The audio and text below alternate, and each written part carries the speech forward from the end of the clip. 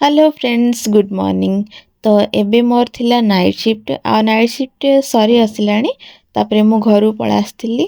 आसला परे मु आज टमाटर राइस बनेइछि। तो गोटे कढ़ई रे नेली तेल आ जहा जेमती फुटा फुटी करबा कथा ठीक सेमती करली। प्याज टिके हे आसला परे हम सेथरे पकेली टमाटो। गोटे बड़ टमाटो नेथली काटी पके देली। तापर सेते जहा मसला गुंड मर्च गुंड हल्दी लूण नॉर्मल बेसिक मसाला पकेली। तापरे मिंट लीफ गोटे काटी पकेली। तापरे पूरा मिक्स करली जेतबेले ए टमाटो पूरा सिझी आसला। तापरे मु पके देली भात जो कि रातिर भात थिला। आउ टेस्ट सतरे बहुत ही बढ़िया थिला। काहेकि ना मु बादाम भी टिके पकेइथली। बादाम रो क्रंचीनेस आ टमाटो जो टिके खट्टा आ टिके स्लाइट मु राग करथिली। टिके लंका अधिक थिला माने लंका गोटे पड़थिला। आउ रेड चिली पाउडर टिके पड़थिला किंतु टेस्ट सतरे बहुत बढ़िया लागथिला। खाइ पी मु सोई पड़थिली।